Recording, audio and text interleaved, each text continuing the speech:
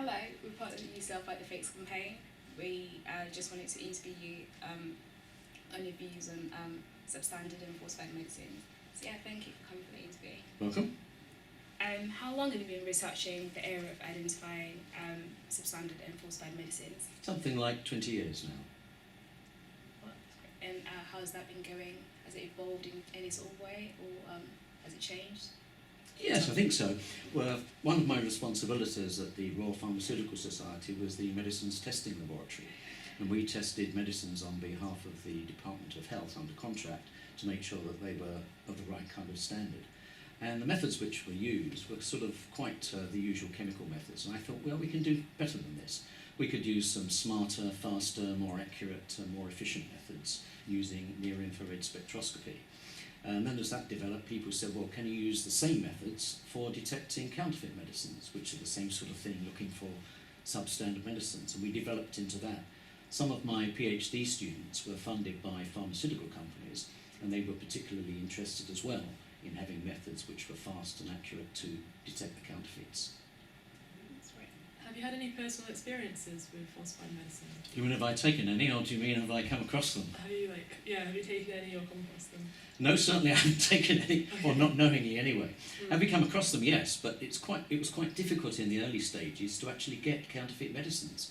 We recognised that we weren't going to get any through the legitimate supply chain, so we went through the internet. We went to 20 different sites, but all we got back was authentic medicines.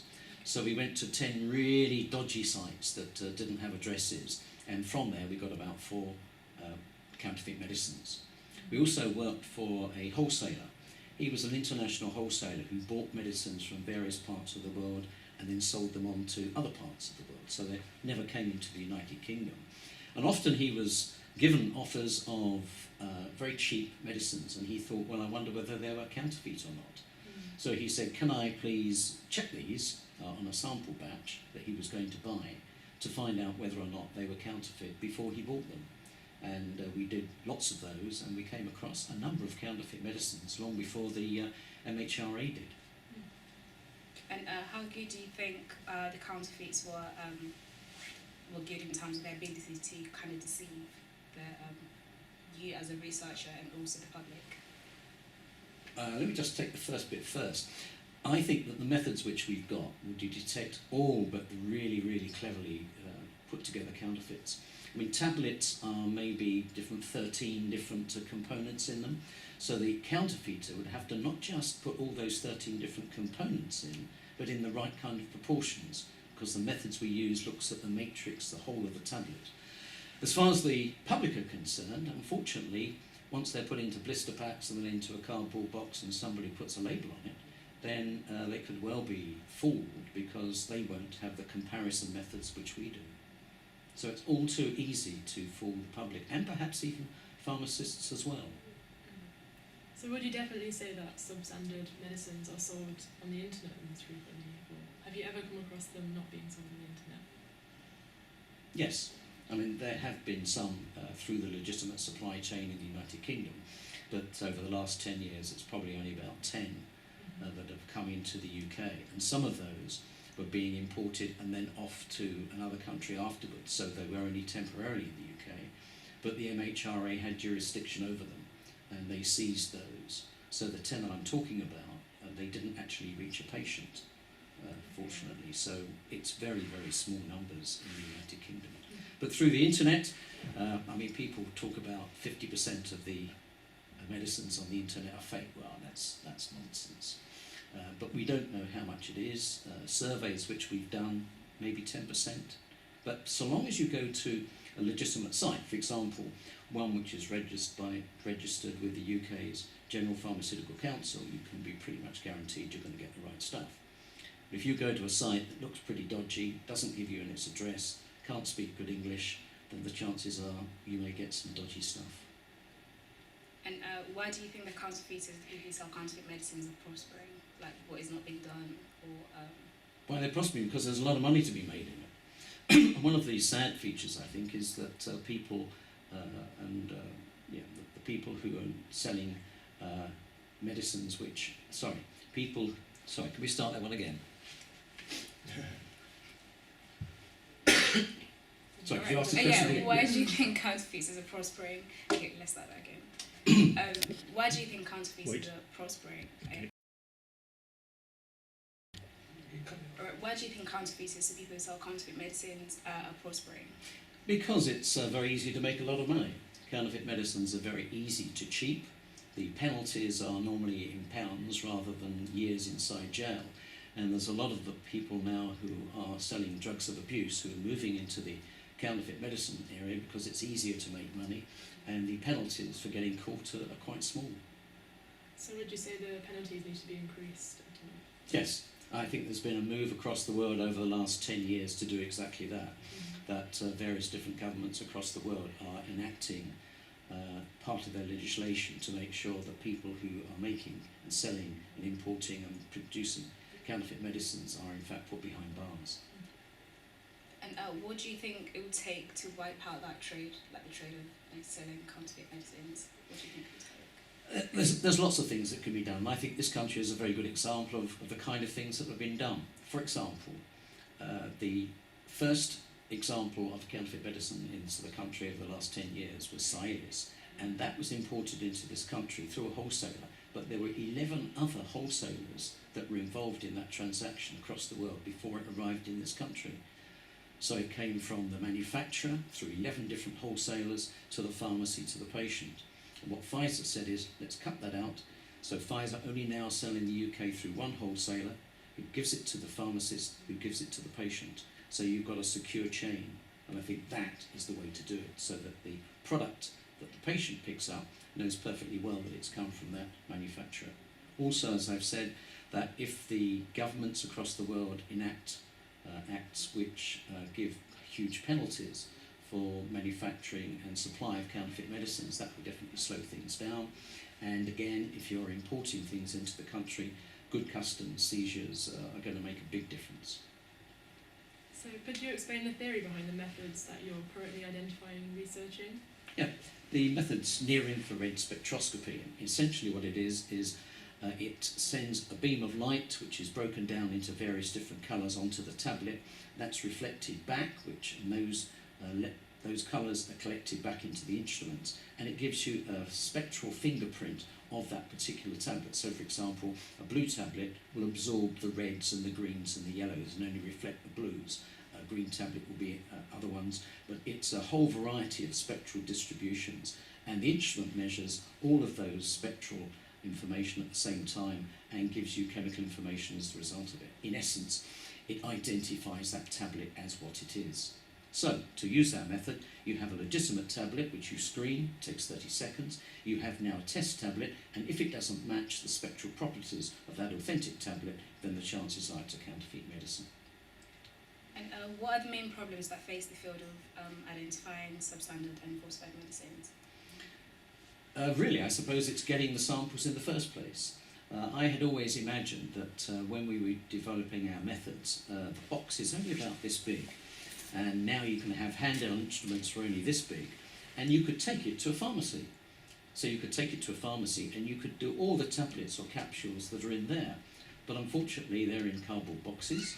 Some of them are in blister packs which are white and therefore reflect the light, or in aluminium foil. So it's a question of being able to access the samples to look at on a surveillance program. That's the difficult bit. Actually doing the measurements and comparing the samples is the easy bit. So as you know, counterfeit medicines are a worldwide issue. Do you feel like the identification methods that you're researching could be globally implemented, or is it just in the UK at the moment? No, it's globally now. Just to give you an example, when we thought that we developed some really good methods, the MHRE took them up, so their laboratory now has got 2 such instruments there. There are now handheld instruments now, and they're widely used across the world. The Food and Drugs Administration of the United States, they've got armies of people going around, and they've got about 30 or 40 of these. The SFDA, which is the Chinese equivalent, the State Food and Drugs Administration, they have 400 mobile vans which contain mobile laboratories which include this technique as well. So it is worldwide now. On a different note, you can start there, sorry. Into the next question. On a different note, recently WHO, World Health Organization, moved away from using SSF. Oh God. And just did the whole. Wait, let me start again. So on a different note, recently the World Health Organization moved away from using substandard, spurious, falsely labelled counterfeit medicines to define the scope of the public health issue using new terminology, which is substandard, falsified, and unregistered and licensed medicines. What are your thoughts on the language used to describe such fake medicines? I think the language is used in two different ways. You've used two definitions there which you had trouble reading. The reason is that everybody in the committee decided that they wanted one of their words in to encompass the whole range of these falsified medicines. And I think it's okay when talking with people in the medical profession, legislators, people in governments, etc., civil servants. If you're talking to the public, and I think fake medicines is what we're talking about. So I think the language is okay to cover every single eventuality. But if you talk to the public about fake medicines, I think they know what you mean. So do you think it's different to how people who are sort of experienced in the industry to use different language to the public? So the Yes, public yeah, I think it's exactly what happens. And I think when the legislators say, well, we want to cover every eventuality, they have to use legalese in the act which they're going to put in. So they would use words like that. WHO being a professional body of people who know what they're talking about, and they're talking to like-minded people, that's fine. But I wouldn't talk to a member of the public like that. And I think you only have to look at BBC programmes, and they talk about fake this and fake that. I think the public know what they mean. It means it's, just as you said, substandard, falsified, counterfeit, whatever it might be. But the word fake, I think, it's not the right stuff. It's not the label on the tin, it's what's inside. So in terms of the methods that you're using again, what are the advantages and disadvantages of these methods? The advantages are, first of all, that they're quick and easy. Once you've got a comparative of your authentic medicine and you've scanned that and it's in your computer program, and you take it along and it's fast, 30 seconds, that would be a long time to check whether it is. It's not foolproof. But I think we would get more than 99% of the ones right. What it does do is to pull out those which need further work. And every single example where we have picked out something that required further work, it was in fact a counterfeit medicine. It's not necessarily cheap. These instruments cost about £30,000, but the money which you save through analysis is great. And because it's portable, you can take it to a pharmacy, a warehouse, a hospital, use it in the customs, etc. The police can take them out and use them if they wanted to do there. That's still developing. Or the mobile laboratories. Disadvantages, can't think of one. So you said it's not necessarily cheap, and we know that counterfeit medicine is a really big problem in the developing world still. So what do you think that we could do for them, or your opinions on what could happen? I think help them out, but let me take Nigeria as a brilliant example. What they did was recognise some years ago that something like, their estimates, 80 to 90% of the medicines available to the public in Nigeria were fake of one kind or substandard. And the Nigerian government decided to get behind it. They enacted laws to make sure that people were put behind bars. They only allowed importation of medicines through 2 ports and 1 airport. They increased their police force, they educated those, and they bought some of the instruments that I'm talking about now as their quick and easy scanners. And they reckon now, the Nigerian government, that it's probably down to about 10%. And through a legitimate supply chain that I just described previously, they reckon they've licked it all together. So it's easily, well, I would say easily done. If you have a will and the money to do it, then I think you can do it. And I think British governments can help them with the techniques and helping in their education. But certainly African governments have taken a huge grip on this. So do you feel that the fake medicines, the problem is becoming worse or getting better? That's a good question. I thought about that. I think it's getting better. I think the counterfeiters are getting cuter. They're manufacturing things which definitely look much better than they used to do. They were clumsy in the past. But I think, as I've described, some of other governments, our own particularly, secure supply chains, increasing the penalties for doing this, making sure that materials only come into the country through legitimate supplies will be fine. But the internet is a different fish altogether, and nobody's yet found a good way of preventing these things coming in through to countries from unknown sources through internet purchases. So what do you think could be the next step in trying to tackle that? To go back to the countries producing these counterfeit medicines, get them to sort it out at their end, that is being gradually done. It's estimated that something like 80% of all the counterfeit medicines in the world originate in China and in India. So if those governments got behind their own people to stop them doing that, then I think that would be the way of doing it. So that could be one of our government roles, to find out exactly where the counterfeit medicines do originate from, and then tackle it at source by going to their governments and asking them to stamp it out. That's the end of the questions. So, should we say like a conclusion or something? What the implications of that? Oh, okay. So what do you think the implications are of what we've discussed today? I think there's more to be done. What can be done? I think the UK is a very good example of how this can be done. And I think Nigeria is a super example of how you can tackle it there.